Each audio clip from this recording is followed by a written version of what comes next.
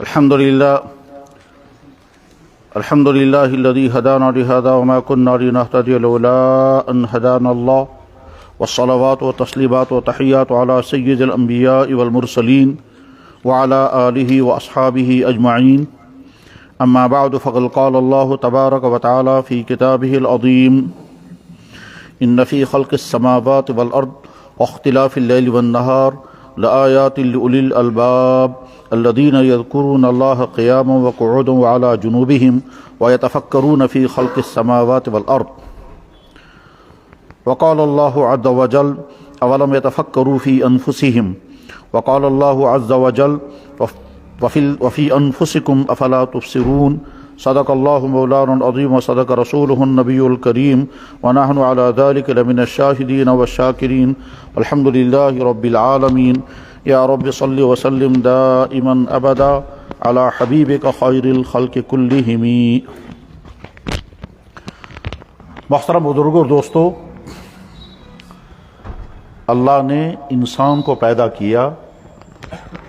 اس انسان کو نہیں معلوم تھا کہ دنیا میں مجھے لیے کیا کیا چیزیں ہونی چاہیے جن کے ذریعے سے میں اپنی زندگی گزار سکوں گا. اگر انسان کو معلوم ہوتا کہ دنیا میں مجھے فلانی چیز کی ضرورت پڑے گی، فلانی چیز کی ضرورت پڑے گی، فلانی چیز کی ضرورت پڑے گی، فلاں چیز کے بغیر میری زندگی مشکلات میں ہوگی، تو پھر وہ سوچتا کہ مجھے یہ چیز مانگنی ہے. چاہے مانگنے کے اس کے بعد سورس ہوتے یا نہ ہوتے، لیکن بہرحال مانگنے کے بعد سوچتا. لیکن اسے پتہ ہی نہیں تھا دنیا میں مجھے کن کن چیزوں کی ضرورت پڑے گی، اور پتہ بھی نہیں ہے، اور مانگنے کا اس کے پاس کوئی ڈھنگ بھی نہیں تھا، کوئی سلیقہ بھی نہیں تھا. کیونکہ مانگنے کے لیے جو کچھ ہونا چاہیے وہ بھی نہیں ہے. مانگنے کے لیے سوچ، مانگنے کے لیے زبان، مانگنے کے لیے تجربہ، مانگنے کے لیے پتہ ہونا چاہیے کہ وہاں دنیا میں ضرورتیں کیا ہیں اور مجھے وہ پیش آئیں گی، اور ان ضرورتوں کو مجھے کہاں سے حاصل کرنا ہے اور کس سے مانگنا ہے. یہ ساری چیزیں جب ہوں گی تبھی انسان مانگے گا. لیکن نہ اس کے پاس، نہ اسے پتا تھا کہ دنیا میں کیا کیا ہونا چاہیے، نہ وہ مانگ سکتا تھا. تو اللہ نے اپنی قدرت، اپنی مشیت، اپنی حکمت، اپنی مہربانی سے انسان کو وہ ساری چیزیں عطا کی ہیں جن کی انسان کو ضرورت تھی. بس اس نقطے کو ذہن میں رکھ کر کے ہمیشہ غور کرنا چاہیے. یہ مزاج بنانا چاہیے کہ میں اس نقطے پر غور کروں گا کہ میں اللہ کی پیدا کی ہوئی کن کن چیزوں کو استعمال کر رہا ہوں. ان میں سے ایک چیز بھی اگر نہ ہوتی تو میرے لیے کیا ہوتا. جب اس پر غور کرنے کا مزاج بنے گا تو جناب والا معرفت کے بہت سارے دروازے کھل جائیں گے، اور انسان سوچ میں لگے گا یار یہ بھی بڑی قیمتی چیز ہے، یہ تو میں نے کبھی سوچا ہی نہیں، اس سے تو میں اتنے فائدے اٹھا رہا ہوں، میرا تو کبھی خیال ہی نہیں گیا اس کی طرف. جب یہ سوچ شروع ہو جائے گی اور اللہ نے اپنا دروازہ کھول دیا تو معرفت کا اور علم کے خاص قسم کا بہت بڑا دروازہ کھل جائے گا. انسان کو دنیا کو نہیں معلوم تھا کہ مجھے دنیا میں دیکھنا ہے، اس کے لیے آنکھ چاہیے، اور جب آنکھ ہوگی تو اس میں لائٹ ہونی چاہیے، اور دیکھنے کے لیے جو کچھ سورس ہی چاہیے وہ سارے ہونے چاہیے، تب میں دیکھ سکوں گا. آنکھ ہو، آنکھ کے لائٹ ہو، باہر بھی لائٹ ہو، پھر وہ لائٹ بیلنسڈ ہو، پھر وہ ڈسٹنس نہ ہو، اور پھر آنکھ کے اوپر کور بھی ہو. یہ ساری چیزیں جب جمع ہو جائیں گی تب میں دیکھ پاؤں گا. ان میں سے ایک چیز بھی کم ہو جائے گی تو دیکھ نہیں سکتے. اور ان میں سے انسان کے اپنے اختیار میں کچھ بھی نہیں ہے. زیادہ سے زیادہ وہ یہ کر سکتا ہے آنکھ کو بند کرے گا، کھلا رکھے گا. اس بند کرنے اور کھلا رکھنے کے لیے بھی جو شٹر ہے وہ اس کا اپنا بنایا ہوا نہیں ہے. تو بس نقطہ کیا ہوا، اس دنیا میں زندگی گزارنے کے لیے انسان کو کیا کیا ہونا چاہیے تھا انسان کو نہ معلوم تھا، نہ وہ مانگ سکتا تھا، نہ وہ ڈیمانڈ کر سکتا تھا، نہ درخواست کر سکتا تھا، اس لیے اسے کچھ نہیں معلوم تھا. تو اللہ نے اپنی قدرت سے انسان کو ساری چیزیں عطا کر دی ہیں جس کی انسان کو ضرورت تھی اور انسان کو پتہ بھی نہیں تھا. اس کی 10-20 نہیں، 100-200 نہیں، ہزاروں مثالیں ہیں. لیکن وہ مثالوں میں اس کو بیان نہیں کروں گا کیونکہ مجھے اگلا دوسرا مضمون بیان کرنا ہے، یہ بیس ہے اس کی. جن چیزوں کی انسان کو ضرورت تھی ان ضرورتوں میں سے ایک اہم ترین ضرورت انسان کی تھی عقل. تو اللہ نے انسان کو عقل بھی عطا کی. یہ عقل ایک بہت بڑا جوہر ہے جو اللہ نے انسان کو عطا کیا ہے. اس عقل کے عطا کرنے کا تذکرہ قرآن کریم میں جگہ جگہ ہے. جیسا اللہ تعالیٰ ایک بات بیان کر کے کہیں لعلکم تعقلون، تم اپنی عقل استعمال کرو، سمجھو. یتفکرون فی خلق السماوات والارض، غور کرتے ہیں کائنات کی تخلیق پر، اپنی عقل استعمال کرتے ہیں اپنے جسم کی تخلیقات پر. تو گویا عقل اللہ نے انسان کو عطا کی ہے کہ اس عقل سے ہم بہت سارے وہ کام کر لیتے ہیں جو کام ہم نہیں کر سکتے تھے اگر عقل نہ ہوتی. اور انسانوں اور جانوں میں جو بہت سارے فرق ہیں، ان فرقوں میں سے ایک اہم ترین فرق یہ بھی ہے کہ انسان کو اللہ نے عقل عطا کی ہے. جانوروں کو یا تو سرے سے ہی عقل نہیں ہے یا بہت محدود قسم کی عقل ہے جانوروں کے اندر بھی عقل، شعور ان کے اندر بھی ہے. جانور جانتا ہے مجھے کون سی گھاس کھانی ہے. چوزے کے اندر سے مرغے کا بچہ نکل آیا، یہ انڈے کے اندر سے چوزا نکل آیا. اس چوزے نے اندر کوئی ٹریننگ نہیں پائی، اندر اس نے کوئی تعلیم نہیں پڑھی، اندر اس نے خطرات کو نہ سنا ہے نہ سمجھا ہے نہ اس کو کسی نے بتایا. لیکن جو دنیا میں وہ آتا ہے تو وہ دیکھتا ہے یہ گائے ہے، یہ بیل ہے، یہ بھینس ہے، یہ بکری ہے، یہ فلانی چیز ہے، ان سے مجھے کوئی خطرہ نہیں. یہ کتا ہے، یہ بلی ہے، اور اوپر سے گانٹ ہے، چیل ہے، یہ میرے لیے خطرے ہیں. اس کو کون بتا رہا ہے یہ؟ اس لیے وہ گائے بیل بھینس سے ڈرے گا نہیں، اور بلی کو دیکھے گا تو چھپ جائے گا. اس نے کوئی ٹریننگ نہیں پائی ہے. اس کا مطلب شعور کی سطح اس کے پاس ہے، لیکن بس وہ محدود ہے. ہر جانور جانتا ہے کہ مجھے کون سی غذا کھانی ہے اور بس وہ وہی کھائے گا. اور جن غذاؤں کے بارے میں اس کو معلوم ہے کہ یہ مجھے نہیں کھانی ہے وہ کبھی نہیں کھائے گا. سارے جانوروں کا معاملہ یہی ہے. جنگل کا شیر کبھی دودھ نہیں پیے گا، کبھی گھاس نہیں کھائے گا، کبھی پھل نہیں کھائے گا. وہ گوشت کھانے والا ہے، خون پینے والا ہے. گھروں کے جانور گھاس کھانے والے ہیں. وہ گائے دودھ دیتی ہے لیکن دودھ خود کبھی نہیں کھائے گی. گائے گھاس خور جانور ہے، وہ گھاس ہی کھائے گی، گوشت نہیں کھائے گی، دودھ نہیں پیے گی، اور بہت ساری چیزیں نہیں کھائے گی.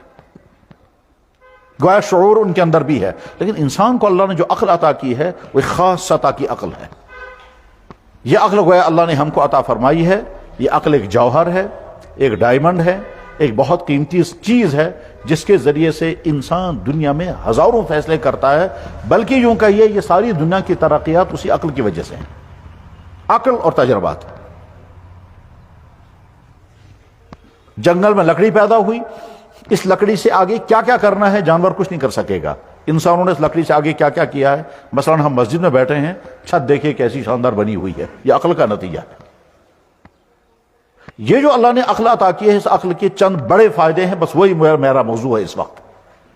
عقل اگر ان فائدوں کے لیے استعمال ہوگی تو عقل کا بہترین استعمال ہو رہا ہے. اور اگر عقل کا صحیح استعمال نہیں ہوتا ہے تو گویا انسان اس اللہ کے دیے ہوئے سورس عقل کا غلط استعمال کر کے بہت سارے نقصانوں میں پھنس جاتا ہے لیکن سمجھ میں نہیں پاتا ہے. تو بس مجھے وہ عقل کے چند اہم ترین فوائد اس پر بیان کرنے ہیں. اگرچہ میں موضوع کا حق ادا نہیں کر سکتا، اس پر جتنی تفصیل کے ساتھ اور جتنے پہلوؤں پر بات کرنی تھی اتنا وقت بھی نہیں ہے، اسے بس مختصر میں عرض کرتا ہوں. پہلی بات، عقل کا ایک اہم ترین کام یہ ہے کہ ہم کائنات پر اور اپنی ذات پر غور کریں، اور غور کرنے کے بعد اس ذات کو پہچانیں جس نے یہ ساری کائنات بنائی اور ہم کو وہ ساری سورسز عطا کیے. یہ عقل کا اہم ترین کام ہے. قرآن کریم میں اللہ تعالیٰ بار بار کہتے ہیں اولم تفکروا فی انفسکم، تم اپنی جسم پر غور کرو کہ میں نے تمہیں کیا کیا دیا ہے، اور ان میں سے اگر وہ چیز کوئی چیز نہ میں نے دی ہوتی، نہ میں نے پیدا کی ہوتی، تو تمہارا حال کیا بنتا. مثلا ہم کھانا کھاتے ہوئے لطف محسوس کرتے ہیں. یہ لطف تبھی ہے کہ جب کھانوں میں اللہ نے ذائقہ رکھا اور زبان کے اندر ذائقوں کو فیل محسوس کرنے کا سسٹم بھی رکھا. اس لیے ہم کھانوں سے تنگ نہیں آتے. دوائی کھاتے کھاتے تنگ آ جائیں گے کیونکہ اس کا ذائقہ دار چیز نہیں ہے. غذاؤں میں اللہ نے ذائقے بھی رکھے اور زبان میں ذائقوں کو محسوس کرنے اور ریکارڈ کرنے کا سسٹم رکھا ہے. اور ایک مرتبہ جب ہم کوئی غذا کھائیں گے مزیدار تو ہمیشہ کے لیے وہ اس کا ذائقہ دماغ میں فیڈ ہو جائے گا، فائل بن جائے گی. اس کے بعد جب بھی وہ ذائقہ کھائیں گے تو وہی یاد آئے گا. وہی ہے. اگر اللہ نے یہ کھانوں میں ذائقے نہ رکھے ہوتے تب، اور اگر ذائقے رکھے ہوتے مگر منہ کے اندر ذائقوں کو محسوس کرنے کا سسٹم نہ ہوتا، جیسے ہاتھ سے ہم بہت مزیدار چیز اٹھائیں گے، ہاتھ نہیں بتا سکتا ہے کہ اس میں مزہ ہے یا نہیں، یہ ٹیسٹ فل ہے یا نہیں، اس میں نمک برابر ہے، مرچیں برابر ہیں. ہاتھ کا کام یہ نہیں، زبان میں اللہ نے یہ سسٹم رکھا ہے. اور اگر زبان میں یہ سسٹم نہ ہوتا تو پھر کیا ہوتا ہمارا حال؟ کھاتے کھاتے پتہ ہی نہیں چلتا مٹی کھا رہے ہیں کیا کھا رہے ہیں، تو تنگ آ جاتے ہیں۔ اس لیے اللہ نے بندوں کو تنگی سے بچانے کے لیے سسٹم دیا ہے۔ یہ ایک مثال ہے۔ مثلا اللہ تعالیٰ شاہ نے نظام بنایا، میل کا میلان فیمیل کی طرف ہوگا، فیمیل کا میلان میل کی طرف ہوگا۔ یہ جنسی انجذاب، جنسی کشش، یہ اللہ نے کیوں رکھی ہے؟ یہ نہ رکھی ہوتی تو بہت سارے گناہوں سے انسان بچ جاتے، بلکہ دنیا کے تو سارے آدھے گناہ اسی کی وجہ سے ہیں۔ جنسی بے راہ روی اور مردوں اور عورتوں کے آپس کے غلط تعلقات کی جو بھی شکلیں ہیں، وہ ساری شکلیں اسی وجہ سے ہیں کہ کشش ہے۔ یہ کشش اللہ نے نہ رکھی ہوتی تو یہ سارے گناہ ہوتے ہی نہیں۔ تو جواب ہے، اگر کشش نہ ہوتی تو زندگی کے نظام بھی آگے نہیں چلتا۔ وہ تو مرد اور عورت کا آپس میں یہ جو انجذاب اور کشش ہے، اسی کشش کا نتیجہ یہ ہے کہ یہ اس کی طرف مائل رہتا ہے، وہ اس کی طرف مائل رہتا ہے، یہ اس کا محتاج ہے، یہ اس کا محتاج ہے، اور اسی کے نتیجے مل کر یہ زندگی گزارتے ہیں۔ سارا خاندانی نظام اسی پر کھڑا ہے۔ تو ایک ایک چیز پر غور کرنے کا مزاج اگر آ جائے عقل کے ذریعے سے تو معرفت کے دروازے کھل جائیں گے۔ اس میں اللہ تعالیٰ شانو کہتے ہیں کائنات ایک ایک چیز پر غور کرنے کے مزاج بناؤ، تمہارے جسم کے اندر میں نے کیا کیا چیز رہی کہ اس پر غور کرنے کے مزاج بناؤ، تو تم کو سمجھ میں آئے گا کہ میں نے تمہیں کیا کیا چیزیں دی ہیں، اور ساتھ میں تمہیں سمجھ میں آئے گا کہ اگر میں نے یہ چیز نہ دی ہوتی تو تمہاری زندگی کا حال کیا بنتا۔ مثلا ہم زندہ ہیں، زندہ ہونے کی حالت میں ہمارا نرو سسٹم کام کر رہا ہے۔ اس نرو سسٹم کے کام کرنے کا نتیجہ یہ ہے کہ ہم کھڑے بھی ہوتے ہیں، بیٹھتے بھی ہیں، مڑتے بھی ہیں، پکڑتے بھی ہیں۔ یہ سارا تب ہے جب نرو سسٹم اندر کام کر رہا ہے۔ اور یہ ہم جب تک زندہ ہیں تب تک یہ سمجھ میں نہیں آتا ہے، یا میڈیکل والوں کو اچھی طرح سے سمجھ میں آ سکتا ہے، لیکن اتنا تو ہم سب جانتے ہیں کہ جب وفات ہو جائے گی اور وفات ہونے کے بعد سب کچھ بیٹھ جاتا ہے، اس کے بعد بدن بھی اکڑ جاتا ہے، ہم کچھ نہیں کر سکتے، مڑتا بھی نہیں۔ تو اس کے مطلب یہ جو ہم کر رہے ہیں اس کے پیچھے ایک سسٹم اللہ نے رکھا۔ اگر یہ نہ ہوتا پھر کیا ہوتا؟ بس ایک ایک چیز پر غور کرتا۔ عقل کا پہلا بڑا کام یہ ہے، اور اللہ بھی فرما رہے ہیں کہ میں نے تمہیں عقل دی ہے، اس کے ذریعے سے تم کائنات کی ایک چیز پر غور کرو اور میری تخلیقات کو سمجھو، اور تمہارے جسم میں نے تمہیں کیا کیا دیا اس پر غور کرو۔ عقل کا پہلے فائدے کو بیان کرتے ہوئے مجھے آخری مثال بیان کر رہا ہوں، اس کے بعد پھر اگلی بات سنیں گے۔ جو لوگ پڑھے لکھے ہیں وہ اور ذرا سا اچھی طرح سے پڑھیں کہ یہ کائنات کتنی بڑی ہے۔ آج نیٹ کا زمانہ ہے، انفارمیشن کا زمانہ ہے۔ آپ کسی معلوماتی ویب سائٹ پر جا کر کے معلوم کریں تو ساری کائنات کتنی بڑی ہے۔ وہ ساری کائنات وہ بڑی اور بہت ہی زیادہ بڑی لگے گی، اتنی زیادہ بڑی کہ دماغ اس کو سوچتے سوچتے ڈوب جائے گا۔ اس کے بعد اگلا سوال یہ ہے، اتنی پھیلی ہوئی وسیع کائنات میں زندگی گزارنے کے لیے جو سورسز چاہیے وہ کہاں کہاں ہیں؟ تو جواب ہے کہیں نہیں ہے، صرف زمین پر اور کہیں نہیں۔ زندگی گزارنے کے لیے ہوا چاہیے، ہوا نہیں، آکسیجن۔ وہ آکسیجن بنے گی کیسے، جنریٹ کیسے ہوگی، بیلنس میں کیسے رہے گی، ہمیں نہیں معلوم۔ ہو سکتا ہے سائنسی تحقیقات سے بعد میں پتہ چل جائے یا پتہ چل چکا ہوگا، لیکن بہرحال ہے۔ زندہ رہنے کے لیے ہوا بھی چاہیے، آکسیجن چاہیے، کاربن ڈائی آکسائڈ چاہیے، ساری ہوا کی گیسیں چاہیے، پانی چاہیے اور پانی کا سارا نظام چاہیے، اور پانی فریش چاہیے، غذائیں چاہیے، اور غذائیں بھی وہ بھی انسان کے لیے سوٹیبل، بیلنسڈ۔ ان غذاؤں میں وہ ساری چیزیں ہونی چاہیے جس کی ہماری بدن کو ضرورت ہے۔ ہمارے بدن کو ضرورت ہے مثلا پروٹین کی، آئرن کی، کیلشیم کی، پوٹاشیم کی، اور وٹامن کی، قسم کی ضرورتیں ہماری باڈی کو ہیں، ہمیں نہیں معلوم تھا۔ لیکن اس بنانے والے نے کائنات کی تمام مخلوقات ایسی بنائی کہ جس سے ہمارے جسم کی وہ ساری ضرورتیں پوری ہو جاتی ہیں۔ آج میڈیکل والے یا حفظان صحت کے اصول والے بتاتے ہیں کہ صاحب فلانی چیز میں یہ وٹامن ہے، فلاں چیز میں یہ وٹامن ہے، فلاں چیز میں پروٹین ہے، آپ کی باڈی کو یہ چاہیے، گویا اللہ نے رکھا ہے یہ سارا۔ تو غذائیں چاہیے اور غذاؤں میں ساری چیزیں ہونی چاہیے۔ پھر موسم چاہیے، اور موسم بھی وہ والا چاہیے جو ہم برداشت کر سکیں۔ ہمت سے زیادہ گرمی نہیں اور ہمت سے زیادہ سردی نہیں ہونی چاہیے۔ برداشت سے زیادہ سردی آئے گی تو بھی مر جائیں گے، اور برداشت سے زیادہ گرمی آئے گی تو بھی برداشت نہیں کر سکیں گے۔ اب اس پوری پھیلی ہوئی کائنات میں لائف سپورٹ سسٹم، زندگی جس کے ذریعے سے ہم گزار پائیں، وہ صرف زمین پر ہے اور کہیں نہیں ہے۔ اسی لیے جب زمین سے باہر کسی اور ستارے سیارے پر جائیں گے تو سب سے پہلے وہاں دیکھتے ہیں زندگی گزارنے کے سورسز وہاں ہیں یا نہیں، پانی ہے یا نہیں، ہوا ہے یا نہیں، ہوا نہیں ہے تو آواز کیسے دوسرے تک پہنچے گی، پانی ہے تو زندگی کیسے گزاریں گے، پانی نہیں ہے تو چیزیں کیسے پیدا ہوں گی، زندگی ساری کی ساری پیدا ہوتی ہیں پانی کے ذریعے سے۔ اچھا، زمین سے جو بھی چیزیں پیدا ہوتی ہیں، غذائیں ہوں، پھل ہوں، گھاس ہوں، درخت ہوں، یا جو بھی چیزیں وہ ساری زمین، مگر تب جب پانی آئے گا۔ اسی لیے صحراؤں میں کوئی چیز پیدا نہیں ہوتی، تو وہاں پانی کا سورس کہیں ہے یا نہیں۔ اچھا، پانی جو پیدا ہوتا ہے وہ سب کو معلوم ہے کہ ہائیڈروجن اور آکسیجن سے پیدا ہوتا ہے، تو وہاں یہ چیزیں ہے ہی نہیں۔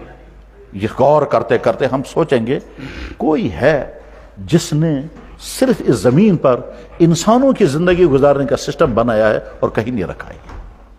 بس یہاں سے اللہ کی معرفت کا دروازہ کھلے گا۔ یہی معاملہ اپنے جسم کا بھی ہے۔ تو بس عقل کا پہلا کام ہے اللہ کی قدرتوں کو، اللہ کی تخلیقات کو سوچنے کا مزاج بنانا۔ اور آج چونکہ سائنسی زمانہ ہے اس لیے آج اس کو اور اچھی طرح سے آسانی کے ساتھ ہم سمجھ سکتے ہیں۔ جب آپ کائنات کو پڑھیں گے، پھر زندگی کو پڑھیں گے، پھر انسانوں کی زندگی، پھر جانوروں کی زندگی، ہواؤں کی زندگی، کیڑے مکوڑوں کی زندگی، بیکٹیریاؤں کی زندگی، اور پھر آسٹرونومی پڑھیں گے، یعنی سائنسی علوم پڑھیں اور ساتھ میں یہ سوچیں کون ہے یہ جس نے ساری کائنات۔ تو آپ کی عقل آپ کو پہنچائے یہ کہاں، اس کریشن کا کوئی نہ کوئی کریٹر ہے۔ عقل کا پہلا کام یہ ہے۔ اس کی اور زیادہ تفصیل ہے مگر میں اس کو چھوڑ دیتا ہوں کیونکہ اگلی بات سمجھانی ہے۔ عقل کا دوسرا اہم ترین کام یہ ہے، اور وہ ہر انسان وہ کر رہا ہے، کیا کہ عقل کے ذریعے سے ہم دیکھتے ہیں یہ چیز فائدہ پہنچاتی ہے یا نقصان پہنچاتی ہے۔ اگر یہ چیز، میں ابھی شریعت نہیں بتا رہا ہوں، شریعت کو میں نے ابھی ڈسکس ہی نہیں کیا، میں تو صرف عقل کی بات کر رہا ہوں کہ عقل کے ذریعے سے ہم غور کرتے ہیں یہ چیز فائدہ پہنچاتی ہے نقصان پہنچاتی ہے۔ ہمارے تجربات، ہماری سوچ، ہماری عقل، دائیں بائیں کے لوگوں کے تجربات جب بتاتے ہیں کہ یہ چیز فائدہ پہنچاتی ہے تو ہماری عقل کہتی ہے ہاں یہ چیز فائدہ مند ہے۔ مثلا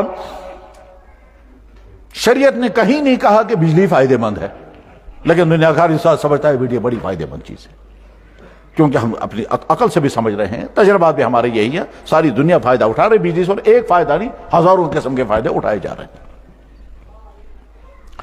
قرآن نے، حدیث نے کہیں نہیں کہا کہ دھوپ میں کیا کیا فائدے ہیں، لیکن سائنس نے بھی بتایا، عقل نے بھی بتاتی ہے کہ دھوپ کے بے شمار فائدے ہیں۔ مثلا ٹھنڈ ہوگی تو دھوپ کی وجہ سے گرمی آئے گی، پھل پکتے ہیں، سبزیاں تیار ہوتی ہیں، زمین میں خاص درجے کی ہیٹ چاہیے، یہاں تک تو تجربات عام ہیں۔ لیکن اور اگلے علوم نے بتایا کہ نہیں صاحب، دھوپ کے اندر وٹامن بھی ہیں، اور وہ وٹامن ڈی ہے، اس کے ذریعے سے آپ کی ہڈیاں مضبوط ہوں گی، اور اس کے دھوپ کے ذریعے سے زمین پہ کیا ہوتا ہے، پھل کیسے پکتے ہیں، سبزیاں کیسی بنتی ہیں، اور کتنی جراثیم مرتے ہیں، اور کون کون سے بیکٹیریا وجود میں آتے ہیں، یہ سارا آج کا علم بتائے گا۔ تو اس کا مطلب یہ ہے کہ ہم اپنی عقل کو استعمال کر کے اور تجربات کے ذریعے سے ہم سمجھ جاتے ہیں یہ چیز بڑی فائدے مند ہے، اس کو استعمال کریں گے، اور عقل اور تجربات کے ذریعے سے ہم سمجھتے ہیں کہ یہ چیز بڑی نقصان دہ ہے، اس نقصان دہ ہے اس لیے اپنے آپ کو بچائیں گے۔ مثلا بہت سادہ سا معاملہ ہے، کیا صاحب، کشمیری جانتے ہیں سوئی کتنی مزیدار چیز ہے، کہ جی ہاں مزیدار چیز تبھی پتہ چلے گا جب ہاتھ لگے گا اور کھجلی جب اٹھے گی تب پتہ چلے گا کتنی مزیدار ہے۔ تو ہمارے تجربات نے ہم کو بتایا کہ اس سے کھجلی اٹھتی ہے، اس لیے کبھی ہاتھ نہیں لگائیں گے، تجربات نے بتایا۔ اس کے بعد ہماری عقل کہتی ہے ایک مرتبہ آپ کو تجربہ ہو چکا ہے، اس چیز سے آپ کو بڑی تکلیف ہوتی ہے، کبھی ہاتھ نہیں لگانا، نہیں لگائیں گے۔ یہاں کشمیر کے جنگلوں میں ایک پودا ہوتا ہے، شہر کے لوگ تو عام طور پر سے نہیں جانتے ہیں، ایک داغ ہوتا ہے، درخت، اس درخت کو پرانی کشمیری زبان میں کہتے تھے ارکھور۔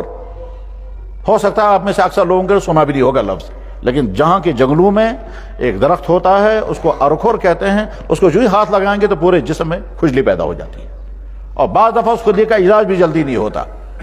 ہمارے علاقے میں جب وہاں جس کو لگ جاتا تھا تو ڈاکٹروں سے، عقل کا ایک اہم ترین کام یہ ہے کہ جس چیز میں فائدہ ہوگا عقل کہتی ہے اس کو استعمال کرو، اور جس میں نقصان ہوگا عقل کہتی ہے اس سے بچو۔ تیسرا کام عقل کا یہ بھی ہے کہ اگر کوئی چیز ایسی ہوگی جس میں فائدہ بھی ہے اور نقصان بھی ہے تو عقل فوراً کہتی ہے اس میں فائدہ ہے اور نقصان ہے، بہتر یہ ہے کہ تم اس کے فائدے کو چھوڑ دو تاکہ نقصان سے بچ جاؤ، اور اگر تمہیں اس کا فائدہ اٹھانا ہے تو نقصان سے بچنے کی تدبیر کر لینا، نقصان سے اپنے آپ کو بچانا، فائدہ اٹھا لینا۔ ہو سکتا ہے آپ کو بہت سارے ان کو سمجھ میں نہیں آ رہا ہوگا میں کتنا اہم ترین اصول سمجھا رہا ہوں. بجلی میں فائدہ بھی بہت ہے اور نقصان بھی بہت ہے. دنیا کے تمام انسان اس کے فائدہ اٹھاتے ہیں اور نقصان سے اپنے آپ کو بچاتے ہیں. جس ذریعے سے نقصان ہوگا اسے اپنے آپ کو بچائیں گے, اور جس ذریعے سے فائدہ ہوگا اسے اپنے آپ کو فائدہ اٹھائیں گے. اگر کوئی انسان کہے کہ بڑی خطرناک چیز ہے لہذا میں لمپ ہی نہیں جلاؤں گا تو اس کے فائدے سے بھی نہیں اپٹ رہے. اور اگر کوئی انسان کہے کہ بڑی فائدے مند چیز ہے لہذا میں ہاتھ میں پکڑ کر کے رکھوں گا, ننگی تار کو ہاتھ لگاؤں گا تو مر جائیں گے. تو کرنا کیا ہے کہ اس کے ضرر سے اپنے آپ کو بچانا ہے اور اس کے فائدہ اٹھانا ہے. اسی کو کہتے ہیں جب آپ دوائی کھائیں گے تو اس کے سائیڈ ایفیکٹ کو بھی دیکھ لیں. اگر دوائی میں سائیڈ ایفیکٹ ہو تو سائیڈ ایفیکٹ سے اپنے آپ کو بچائیں. یہ اصول ذہن میں رکھ کر کے اب مجھے سمجھانا ہے, وہی سمجھے, وہی ہے میسج. شرط یہ ہے کہ بولنے والا خود اور سننے والے خود آمادہ ہو جائیں اس کو ماننے کے لیے. جناب محترم, وہ تمام لوگ جو موبائل کا غلط استعمال کر رہے ہیں اس میں سوسائٹی کا ہر طبقہ ہے. دیندار بھی ہیں, دین سے دور ہمارے بھائی بھی ہیں, پڑھے لکھے بھی ہیں, عام انسان بھی ہیں, جوان بھی ہیں, بوڑھے بھی ہیں, مرد بھی ہیں, مستورات بھی ہیں. موبائل بہت فائدہ مند چیز ہے اور بہت نقصان دہ چیز ہے. عقل کہتی ہے اس کے فائدوں سے فائدہ اٹھاؤ اور اس کے نقصانوں سے اپنے آپ کو بچاؤ. اب اگر ہم گھنٹوں چیٹنگوں میں لگے ہوئے ہیں تو آخر میں اپنی عقل سے پوچھیں آپ کو فائدہ کیا کیا ہوا اس سے. اور اگر ہم غلط ویب سائٹیں دیکھ رہے ہیں تو بعد میں اپنی عقل سے پوچھیں فائدہ. شریعت کو ابھی رہنے دیجیے, ابھی تو عقل سے بات ہو کہ اپنی عقل سے پوچھیں تم کو فائدہ کیا کیا ہوا. اور اگر یہ بات سمجھ میں نہیں آ رہی تو میں ایک اور مثال دیتا ہوں. مثلا دنیا میں بے شمار قومیں اپنے آپ کو ماڈرن سمجھ کر اور ان کے پیچھے پیچھے چلنے والے, ان کو ہم بھی انہیں کے ساتھی ہیں, کتے خریدتے ہیں, کتے پالتے ہیں. ٹھیک ہے, دنیا میں کھربوں روپیہ کتوں کے پالنے پر خرچ ہو رہا ہے. فائدہ اس کا کیا ہے؟ ہو سکتا ہے ہمارے یہاں کے سماج میں بھی کچھ لوگ بیچارے اسی ذہن کے ہوں گے کہ خیال ہوگا ہم کو بہت کچھ ہے اور کتوں کی خدمت میں لگے ہوئے ہیں, تو کتا خریدنا ہے, اس کو پالنا ہے, اس کے لیے جناب اسی سٹینڈرڈ کی اس کے لیے غذائیں ڈھونڈنی ہیں, اس کے لیے ویسے کمرے بنانے ہیں, اور یہ سارے فائدے ہیں. تو آخر میں عقل سے پوچھے فائدہ کیا ہوا اس کا, آپ کیا پاتے ہیں اس سے؟ جسمانی فائدہ, مالی فائدہ, عقل کا فائدہ, تجارتی فائدہ, کیا فائدہ ہے اس کا؟ آپ کو اللہ نے عقل دی ہے, اس عقل کو استعمال کریں. جب آپ ہر جگہ غور کرتے ہیں کہ عقل فیصلہ کرتی ہے یہ چیز فائدہ مند ہے تو کرو اور یہ چیز نقصان دہ ہے تو اس سے بچو, تو یہاں اپنی عقل کیوں نہیں استعمال کرتے ہیں؟ وہ تمام لوگ جو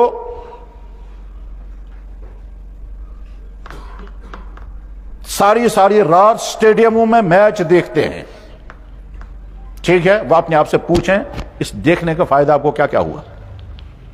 وہ تمام لوگ جو دنیا میں کہیں ورلڈ کپ کی کوئی سے بھی ورلڈ کپ کی سیریز چل رہی ہوگی اور ہفتے بھر تک نہیں مہینوں تک اس کو دیکھتے رہیں گے, اپنے آپ کو پوچھیں, اپنی عقل سے پوچھیں آپ کو ملا کیا اس سے, آپ کو کیا فائدہ ہوا. وہ تمام بھائی جس میں ہم خود شامل ہیں کہ جو موبائل کے بے فائدہ استعمال, حرام نہیں کہہ رہا ہوں, بے فائدہ استعمال میں گھنٹوں نہیں آدھی عمر ضائع کر رہے ہیں, وہ اپنی عقل سے پوچھے فائدہ اس کا کیا ہوتا ہے. مثلا میں 5-7 گھنٹے تک چیٹنگیں کی یا کھیل کھیلے, پبجیاں کھیلتے رہے, ٹھیک ہے, یا ایسی ویب سائٹ ہے جس میں تعجب ہے, واہ واہ عجیب چیز ہے, بس یہ تو تعجب کی چیزیں دیکھتے رہے, دیکھنے کے بعد پھر اپنے آپ سے باتیں پوچھے فائدہ کیا ہوا. تو جب عقل اچھی طرح سے اوپن رکھ دیں گے آخر میں عقل کہے گا کوئی فائدہ نہیں, ہاں مزہ بہت آتا رہا. تو یہ وقتی مزہ آتا رہا, ہاتھ میں کچھ بھی نہیں آیا. اللہ تعالیٰ شانوں قرآن کریم میں کہتے ہیں کہ جب تمہارے پاس ایمان نہیں ہوگا تو بے فائدہ کاموں میں تم کو مزہ آئے گا. تو آج یہی ہوتا ہے کہ یا تو ایمان ختم ہو چکا ہے اس لیے بے فائدہ کاموں میں مزہ آ رہا ہے, ٹھیک ہے, اور یا پھر اتنا ایمان کمزور ہو چکا ہے کہ اس کمزور ایمان کی حالت ویسی ہے جیسے ایمان سے محروم انسانوں کی, وہ بالکل ایک ہی حالت میں ہے, تو وہ بیچارہ لگا رہتا ہے. قرآن میں اللہ تعالیٰ کہتے ہیں والذین عن اللغو معرضون, ایمان والوں کی خصوصیت یہ ہے کہ بے فائدہ کاموں میں کبھی ان کا دل ہی نہیں لگے گا. اس وقت دنیا کے تمام انسان کتنے بے فائدہ کاموں میں لگے ہوئے ہیں, اب جب غور کرتے رہیں گے تو آپ کو عجیب عجیب چیزیں لگیں گی. مثلا فرض کیجئے لڑکوں کا گروپ نکلا اور وہ گھومنے کے لیے گیا, کہاں صاحب گئے, چاہے گلمرگ گئے, چاہے پہلگام گئے, چاہے کہیں اور دنیا کے اور بڑے پیسے وہ جائیں گے کہیں سوئٹزرلینڈ. یہ مرض یہ بیماری، آوارگی، یہ عیاشی عالمی سطح پر بھی ہے، نچلی سطح پر بھی ہے، نچلی سطح پر بھی ہے، نچلی سطح پر بھی ہے۔ عالمی سطح پر ہونے کا مطلب کیا ہوا؟ ہم نے کچھ عربوں کے بارے میں سنا کہ جب وہ جائیں گے 3 مہینے کے لیے سوئٹزرلینڈ گھومنے کے لیے پورے خاندان کے ساتھ، پھر کیا ہوا؟ واپس آئیں گے تو 1 ارب کا خرچہ ہو گیا۔ یہ انہوں نے اپنی سطح پر کیا۔ نچلی سطح پر ہوتے ہوتے ہماری سطح پر جائیں گے تو مان لیجیے آپ یہاں سے گھومنے کے لیے گئے، آپ نے 3-4 راتیں گزاری گلمرگ کے کسی ہوٹل میں، گھوم گھام کر کے واپس آئے، کئی ہزار روپے خرچ ہو گئے۔ اب آپ نے آپ سے پوچھے تمہیں ملا کیا اس سے؟ دیکھتے ہیں آپ کی عقل کیا جواب دے گی۔ عقل جواب دیں گے کچھ نہیں، لیکن بشرطے کہ عقل پر نفس کا غلبہ نہ ہو، نفس عقل کو اوپن چھوڑ دیں۔ اگر نفس کا غلبہ ہوگا، عیاشی کے نفس کا، کیونکہ انسان کے اندر عقل بھی ہے اور نفسانیت بھی ہے، نفسانیت کا جب غلبہ ہوتا ہے تو عقل کو سوچنے نہیں دیتا وہ، لیکن جب نفسانیت کو الگ سائڈ کر کے اپنے آپ سے پوچھیں سنجیدگی کے ساتھ، کیا ہزاروں روپے تم خرچ کر کے آئے، تمہیں ملا کیا اس سے؟ تو جواب ہے کہ کچھ نہیں، بس مزہ آیا۔ اس مزے کے نتیجے میں کیا پکا؟ کچھ نہیں ملتا۔ ایمان والوں کے مزاج اللہ تعالیٰ شاہ نے کیا بنایا؟ بے فائدہ کاموں میں ان کو مزہ ہی نہیں آئے گا، اور جب ایمان نہیں ہوگا تو کیا کریں گے؟ سب کلبوں میں مزہ آئے گا، ریس کرنے میں مزہ آئے گا، ریس دیکھنے میں مزہ آئے گا، ٹھیک ہے؟ یہ جو گاف کھیلنے والے ہیں، ٹھیک ہے، کتنا پیسہ خرچ ہوتا ہے ان کا؟ کروڑوں۔ فائدہ کیا ہے؟ اپنی عقل سے پوچھیں، جواب آئے گا کچھ بھی نہیں، لیکن بشرط یہ کہ عقل کو صحیح استعمال کرائیں۔ لیکن خیر ہمیں ان سے بحث نہیں ہے، ہمیں ان سے بحث ہے کہ ہم اپنے آپ کو دیکھیں کہ ہم اپنا پیسہ کن کن جگہوں پر خرچ کر رہے ہیں، فائدہ اس کا کیا ہے؟ ہم اپنا وقت کن کن چیزوں پر خرچ کر رہے ہیں، فائدہ اس کا کیا ہے؟ ہم راتوں کو موبائل پر کتنی جگہ دیر تک جاگتے ہیں، اس میں کیا کیا ہم دیکھتے ہیں، اس کا فائدہ کیا ہے؟ ہم کتنی چیزیں وہ کھاتے ہیں جس کا کوئی فائدہ نہیں، صرف زبان کا ٹیسٹ ہے اور کچھ نہیں ہے، فائدہ اس کا کیا ہے؟ ہم کتنے کام وہ کرتے ہیں جن کاموں کا کوئی فائدہ نہیں ہے مگر مزہ ہے، کیونکہ ٹرنڈ ہے۔ عقل کا کام یہی ہے۔ اللہ تعالیٰ فرماتے میں نے تمہیں عقل دی ہے، تم غور کرو، جو تم کرتے ہو اس کرنے کا فائدہ تمہیں کتنا ہو رہا ہے۔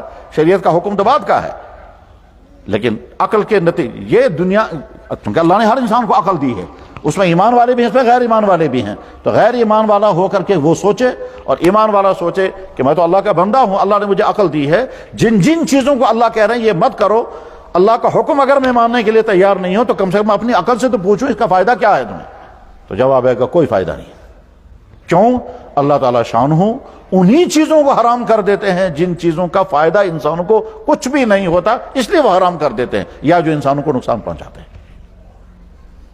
وقت برباد کرنا، پیسہ برباد کرنا، انرجی برباد کرنا، آوارگی میں پھرنا، اپنی جوانی کے قیمتی لمحات کو برباد کرنا، اللہ بھی فرماتے ہیں، اللہ کے نبی فرماتے ہیں غلط ہے، عقل بھی وہی کہتی ہے۔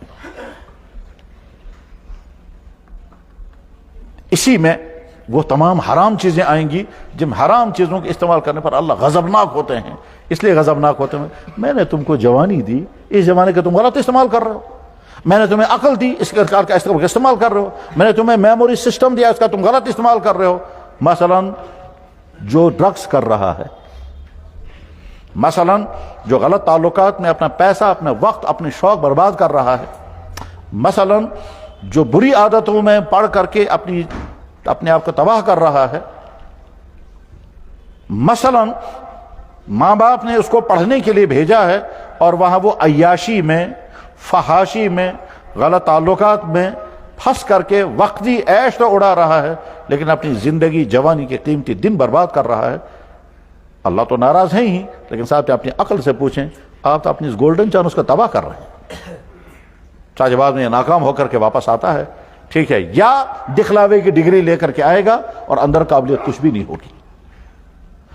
اللہ نے انسانوں کو عقل عطا فرمائی ہے، اللہ یہ فرماتے ہیں میں نے تمہیں عقل دی ہے، اس کو غور کرو، اس کو استعمال کرو، تم جن جن چیزوں کو میں منع کر رہا ہوں ان چیزوں کو غور کرو کہ ان میں فائدے کیا ہیں اگر تم کرتے رہتے ہو۔ یہ چاہے فرض کیجئے ہم نے آدھی رات تک ہم نے موبائل میں حرام چیزیں نہیں، بے فائدہ چیزیں دیکھی، کیونکہ موبائل میں 3 قسم کی چیزیں ہیں، کچھ ہیں ضرورت کی چیزیں اور فائدے مند چیزیں، وہ الگ، کچھ چیزیں بالکل حرام ہیں، وہ حرام کیا کیا ہے وہ ہر ایمان والا سمجھتا ہے، کیا کیا چیزیں حرام ہیں جن کا زبان پر تذکرہ کرنا بھی مشکل، جس کو ہم سننا، جو ہم اپنے بہنوں اور اپنی ماؤں کے لیے پسند نہیں کریں گے، بشرطے کہ ایمان کی غیرت ہوگی، اور اگر ایمان کی غیرت ختم ہو گئی ہوگی پھر تو جانوروں اور انسان میں کوئی فرق ہی نہیں ہے۔ جیسے یورپ کے لوگوں کا برا حال ہے، کہ برا حال کیا ہے؟ برا حال یہ ہے کہ ان کی سماجی زندگی، ان کی اخلاقی زندگی اور ان کی معاشرتی زندگی تباہ ہے۔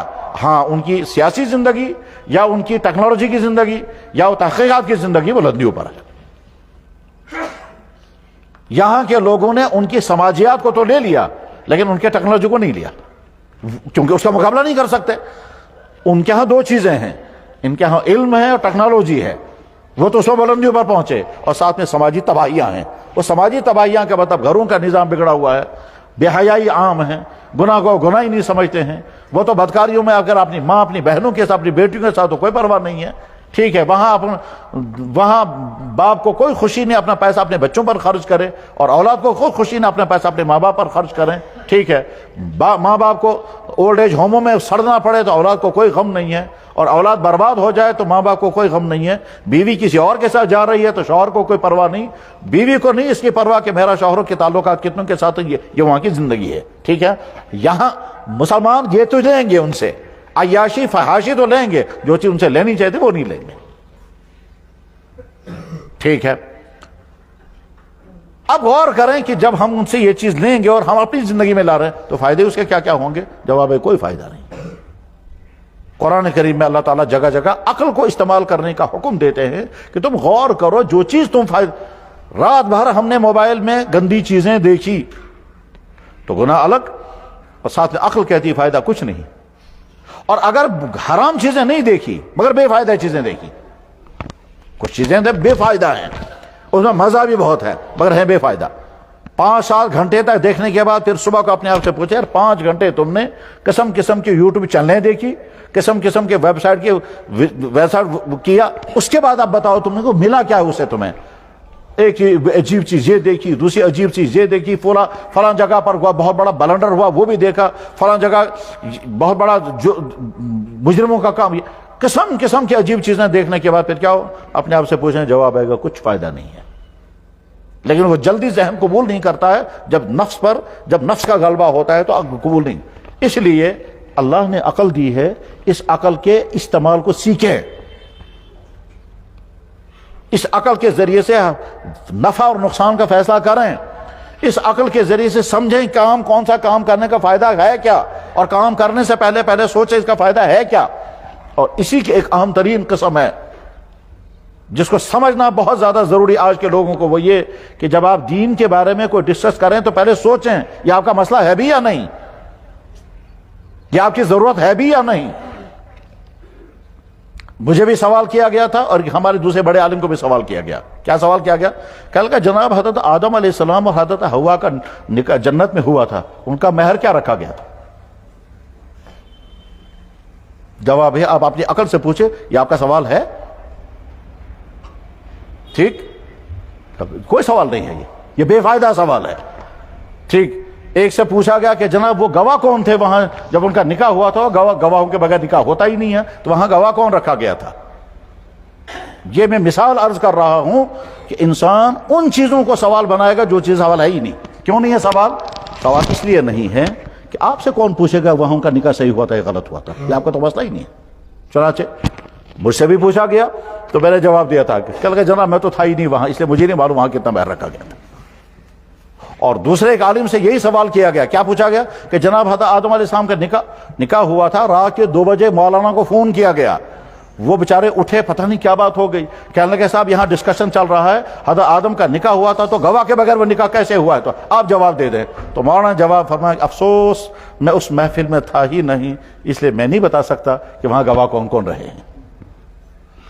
میں سمجھانا یہ چاہتا ہوں کہ ہمارے بہت سارے لوگ دین کی وہ بات پوچھیں گے جو ہے ہی نہیں، اور اسی میں وہ ساری قسم آئے گی کہ جس میں بحثیں ہوتی ہیں اور وہ مفید آج کو امت کے لیے نہیں ہے۔ مثلا آج بحث شروع کر دیں گے کیا صاحب صحابہ کرام میں سے کس نے کیا کیا غلطیاں کی ہیں اور کون اچھے تھے، تو اس ساری بحث کا فائدہ آج کے مسلمان کو اور آج کے دین کو کیا ہے؟ جواب ہے کچھ بھی نہیں۔ جناب والا فلانی صحابی نے فلانی چیز کی تھی، اس کے بارے میں آپ کا موقف کیا ہے، آپ کے موقف اختیار کرنے سے اس کا کیا ہوگا؟ یہی اسی کی ایک قسم ہے کہ جناب آپ بتائیں یزید جنت میں جائے گا کہ جہنم میں جائے گا، کہ جناب آپ کا سوال ہے، نہیں یہ میرا سوال ہے۔ اس کو اللہ جنت میں بھیجیں گے تو ہم کو کیا پریشانی ہے، اور اگر اللہ تعالیٰ اس کو جہنم میں بھیجیں گے تو اللہ تعالیٰ اس کے خود قادر ہیں، تو میرا تو مسئلہ ہی نہیں ہے یہ۔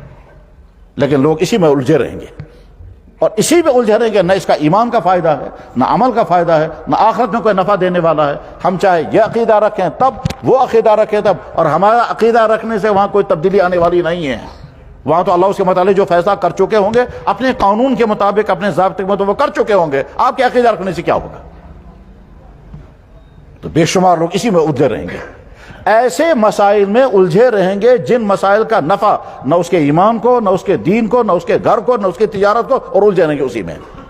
اس میں بعض امام صاحبان بھی، ہمارے خطیب صاحبان بھی انہی موضوعات پہ گفتگو کرتے رہیں گے جن کا نفع امت کو کچھ بھی نہیں، اور ہمارے بہت سارے تحقیقی اداروں میں ریسرچ بھی ہو رہا ہے اور نفع اس کا کچھ بھی نہیں ہوگا۔ اللہ عقل یہ کہتی ہے کہ کام کرو آپ کنسٹرکٹیو، جس سے آپ کو نفع ہو، یعنی وہ چیزیں آپ پڑھیں، وہ چیزیں ڈسکس کریں جس سے آپ کے اندر معرفت کے دروازے کھلیں، اللہ کی سمجھ اور آ جائے، اللہ کا خوف آ جائے، اللہ کی محبت آ جائے، اپنی فکر آ جائے، ہم اپنی زندگی کو اچھے سے اچھا بنائیں، ہم با اخلاق بنیں، ہم دنیا اور آخرت میں کامیاب ہو جائیں، ہم اپنے وقت کو ضائع ہونے سے بچائیں، ہم اپنی ارجی کو برداشت، وہ چیزیں پڑھنے اور سننے کی چیزیں ہیں۔ چنانچہ ایک دفعہ ایک وفد ایک جگہ سفر کر کے گیا، ایک بڑے عالم کے پاس وفد سفر کر کے پہنچا، اور سفر کرنے کے بعد پہنچنے کے بعد ان سے کہا کہ جناب ہم یہ جاننا چاہتے ہیں کہ اسلام تلوار سے پھیلا ہے یا نہیں۔ انہوں نے کہا بھئی آپ کو کس نے یہ سوال بتایا؟ آپ یہ بتاؤ آپ کا دین کتنا ہے، آپ کا ایمان کتنا ہے، ٹھیک ہے، اور آپ کی آخرت کی تیاری کتنی، یہ آپ کا موضوع ہے۔ آپ وہاں سے وفد دے کر کے میرے پاس آئے ہیں اور کہتے ہیں اسلام تلوار سے پھیلا ہے یا نہیں۔ اس کے بعد انہوں نے کہا کہ میں کم سے کم ایک مثال آپ کو بتاتا ہوں، کشمیر میں اسلام پھیلا، وہاں کسی نے تلوار نہیں چلائی۔ تم تو کشمیر کے ہو نا؟ کہنے لگا جی، تو تم تو مسئلہ ہی لے کر غلط کر آئے، کاش تم یہ پوچھتے کہ جی ہمارے پاس اسلام آ چکا ہے، اب ہمیں اسلام کے مطابق زندگی گزارنے میں رکاوٹیں یہ ہیں، ہمارا نفس، ہمارا سماج، تو تم لے کر آئے وہ مسئلہ جو تمہارا ہے ہی نہیں۔ وہ تو جنہوں نے یہ مسئلہ اٹھایا ہے انہوں نے مقصد کے لیے اٹھایا ہے کہ اسلام چونکہ پھیل رہا ہے، اب ہم اسلام کو کیسے روکیں گے، اس کو بدنام کرنے کے لیے کوئی ایشو چاہیے۔ تو کوئی صاحب اسلام تو ایسا جابرانہ مذہب ہے جو تلوار سے پھیلتا ہے اور دکھاتا کوئی نہیں ہے، کوئی ایک انسان دکھاؤ جس پر تلوار چلائی گئی، آپ مسلمان بنو، نہیں بنو گے تو ہم کو گردن کاٹیں گے، کوئی ہے ہی نہیں۔ اور اگر کوئی تلوار کے زد سے مسلمان بنا وہ ہے ہی نہیں مسلمان، کیونکہ اسلام نام ہے دل سے ماننے کا۔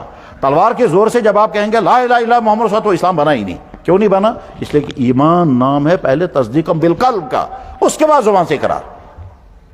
بلکہ اگر کوئی آدمی یہ سوال کرے گا کہ اگر کسی انسان نے ساری زندگی زبان سے کچھ نہیں کہا اور دل سے کہتا رہا اللہ واحد، محمد صلی اللہ علیہ وسلم نبی برحق، قرآن کتاب برحق، تو اس آدمی کو مسلمان کہیں گے یا غیر ایمان والا کہیں گے؟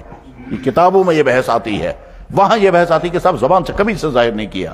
آج دنیا میں بے شمار لوگ ایسے ہیں کہتے زبان سے ظاہر نہیں کریں گے، بس سچا دین وہی ہے۔ اور غیر مسلموں میں لاکھوں انسان ایسے ہیں کہ جب ان سے بات ہوتی ہے کہنے لگا مذہب تو صاحب آپ کا ہی صحیح ہے، حق تو یہی ہے، لیکن کیا کریں آپ مان نہیں سکتے، ہمارے حالات ایسے ہیں کہ ہم ایکسپٹ کریں گے تو پھر ہم کو گھر سے بھاگنا پڑے گا، نکلنا پڑے گا، ویسے ہم مانتے ہیں بس سچا تو وہی ہے۔ بتاؤ، خود مجھے ایک ٹرین کے اندر ایک آدمی ملا، کہنے لگا صاحب پرافٹ محمد کے برابر کون ہے دنیا میں، لیکن ہم اگر کھول کر کہیں گے تو ہم کو اپنے گھر میں رہ نہیں سکتے پھر۔ تو میں سوچتا رہا، میں نے کہا اس کا مطلب یہ ہے کہ مجھ سے زیادہ اچھی طرح سے اس کو حضور صلی اللہ علیہ وسلم کی معرفت ہے، کہنے لگا اس سے زیادہ سچا تو ہے ہی نہیں دنیا میں کوئی۔ تو میں نے ان سے کہا آپ نے کتاب پڑھی ہے؟ کہنے لگا ہاں جی میں نے پڑھی ہے۔ میں نے کہا کون سی؟ کہتے ہیں انتم سنسکار۔ تو میں نے کہا وہ کیا چیز ہے؟ کہنے لگا کتاب لکھی گئی انتم سنسکار، اس کو میں نے پڑھا، میں نے سمجھا اس سے بڑا تو کوئی آدمی اچھا نہیں ہے کوئی۔ میرے بھائیوں، میں سمجھانا یہ چاہتا ہوں کہ عقل کے استعمال کا گر سیکھیں۔ نمبر ایک، عقل کو استعمال کریں اللہ کی معرفت پانے کے لیے، عقل کو استعمال کریں، اللہ نے ہمیں جسم میں کیا کیا عطا کیا ہے، یہ نہ دیا ہوتا تو پھر کیا ہوتا۔ تو اس کے بعد جب سوچتے رہیں گے تو اللہ کی محبت دل میں آئے گی۔ ہم میں سے ہر شخص روزانہ کئی مرتبہ پیشاب کا تقاضا محسوس کرتا ہے، اور جہاں پیشاب کی ضرورت پوری ہوتی ہے وہاں پہنچتا ہے۔ وہاں پہنچنے کے لیے کبھی کبھی کچھ منٹ لگتے ہیں، کبھی آدھا گھنٹہ لگتا ہے، کبھی گھنٹہ بھر بھی لگے گا، ٹھیک، تب تک ہم پیشاب کو روک کر کے رکھتے ہیں. یہ روک کر رکھنے کا سسٹم اللہ نے کیا رکھا؟ اگر یہ فیل ہو جائے پھر زمین میں آ جائے گا. تو غور کریں یار، یہ تو صحیح ہے. اگر یہ اللہ نے سسٹم نہ رکھا تو پھر ہماری حالت کیا ہو جاتی کہ جناب چل رہے ہیں اور پیشاب کے قطرے جا رہے ہیں، وہ کنٹرول ہی نہیں ہو رہا. یہی حال بڑے پیشاب کا بھی ہے.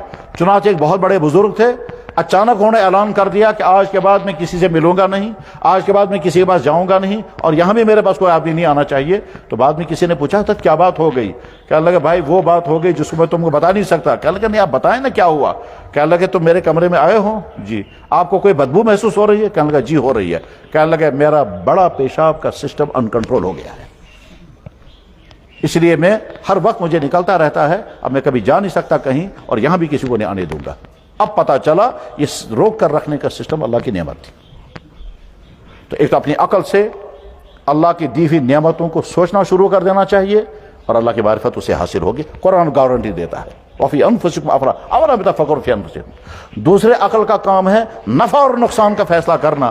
تو جو ہم کریں گے، جو بھی ہم کریں گے اس سے پہلے غور کریں اس میں فائدہ کیا ہے اور نقصان کیا ہے. اگر اس میں فائدہ اور نقصان دونوں ہیں تو نقصان سے اپنے آپ کو بچانا ہے، فائدے سے فائدہ اٹھانا ہے. آپ کے ہاتھوں میں موبائل ہے، اس میں نقصان کی جتنی چیزیں ہیں اس سے اپنے آپ کو بچانا ہے، اور نفع کی جتنی چیزیں ہیں وہ نفع سے فائدہ اٹھانا ہے.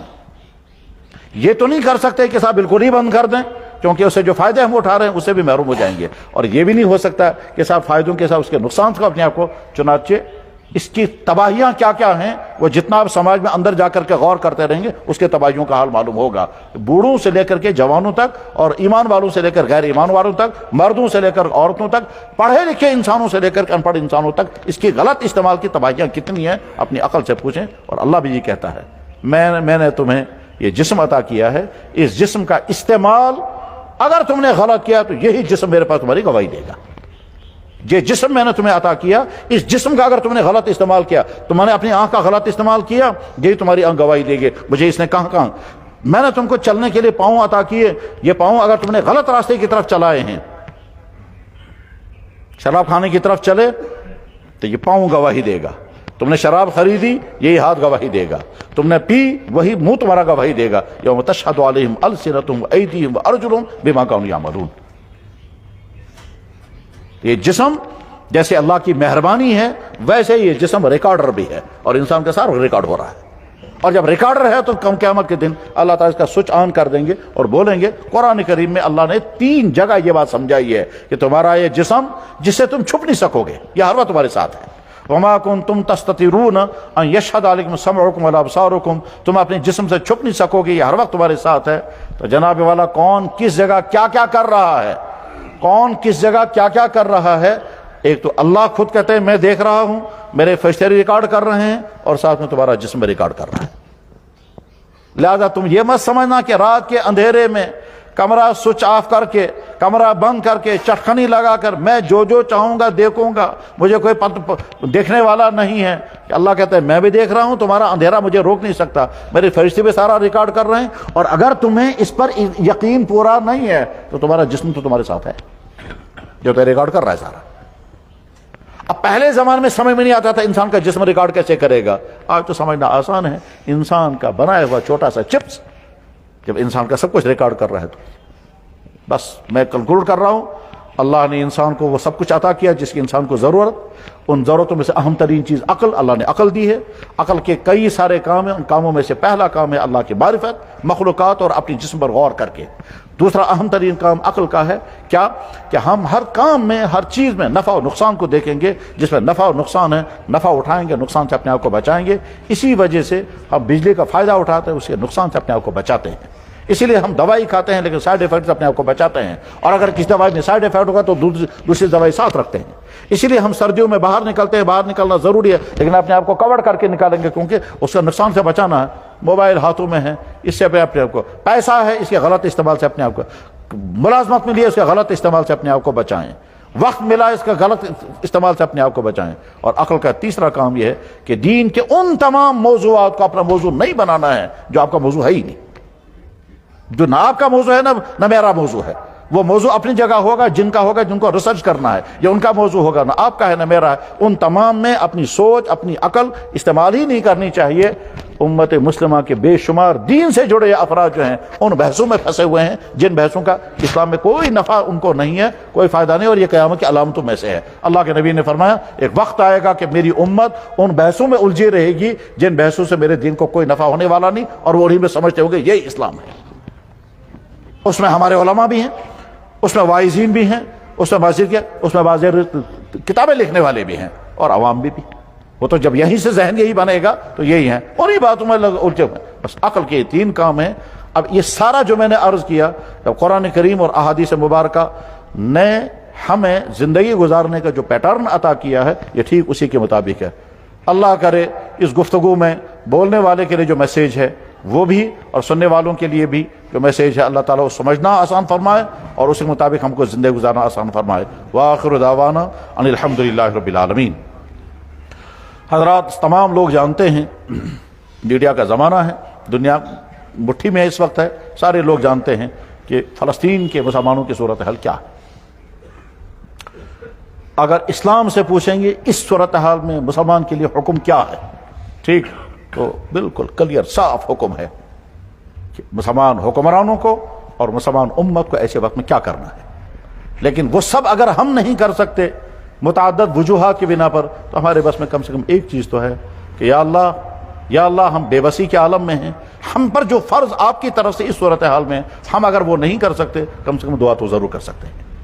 एक दूसरे जो उम्मत का बहुत बड़ा अलमिया है, वो अलमिया ये है कि उम्मत के गर्दनों पर जो लोग सवार हैं वह तमाम के तमाम ईमानी गैरत से या तो मुकम्मल महरूम हो चुके हैं, और या फिर उनकी ईमानी गैरत इतनी डिम है कि वह अपनी ईमान और उम्मत मुस्लिमा के मफाद से ज़्यादा उनके मफाद के हामी हैं। यानी उम्मत मुस्लिमा के गर्दनों पर जो सवार हैं मुसलमानों के नाम से, वो असल में इस्लाम के और उम्मत मुस्लिमा के नुमाइंदे नहीं हैं, वो दुश्मनान इस्लाम के नुमाइंदे हैं।